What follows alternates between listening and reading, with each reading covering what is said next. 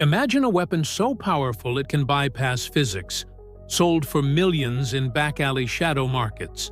But the real danger isn't the chemical.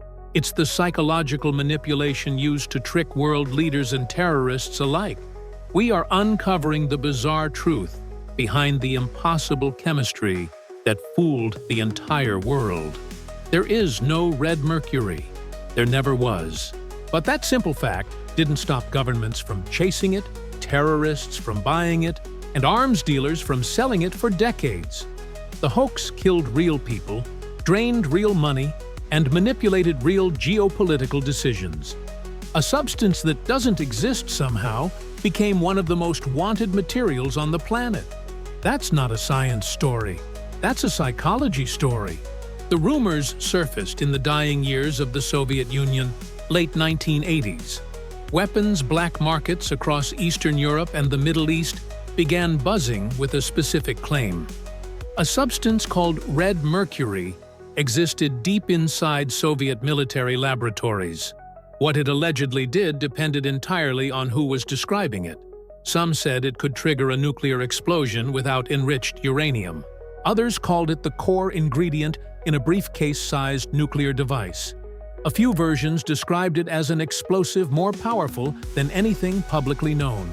The story changed with every telling, but the price tag stayed consistent. Millions per kilogram. And buyers kept appearing. By the early 1990s, the Soviet Union had collapsed. Former state scientists were unemployed. Military stockpiles were unsecured. Arms dealers had never had more opportunity. Into that chaos, the red mercury story spread fast. Transactions were reported across 3 continents. Interpol tracked cases. Border agents seized red-colored substances in sealed containers. Every single sample tested came back as something worthless.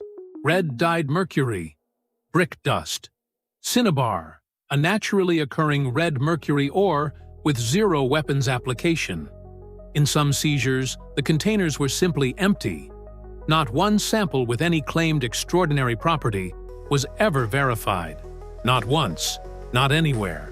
Samuel Cohen, the American physicist who designed the neutron bomb, examined the claims directly. His conclusion was straightforward. Red mercury had no theoretical basis in nuclear physics. No credible weapons scientist who reviewed the specifications found anything that held up. The chemistry was impossible.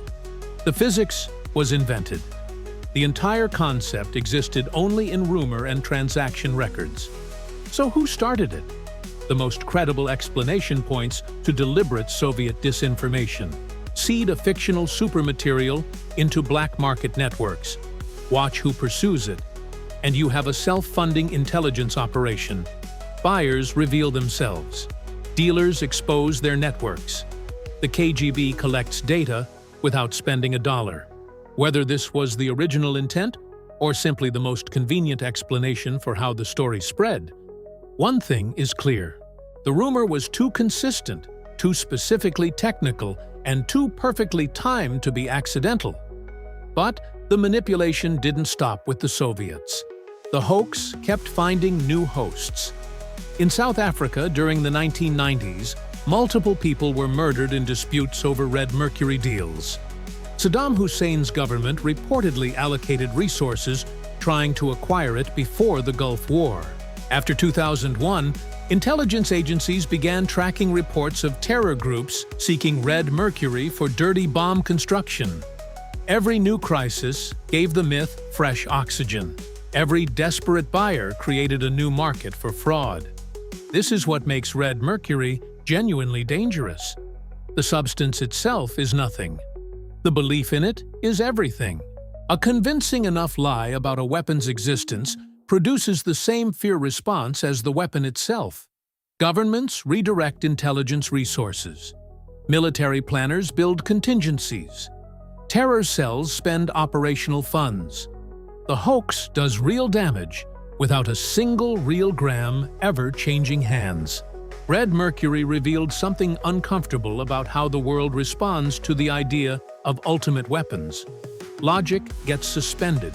Verification gets skipped. The desire to believe something exists becomes stronger than the evidence that it doesn't. A lie with the right price tag doesn't need to be true. It just needs to be sold to someone who is already afraid.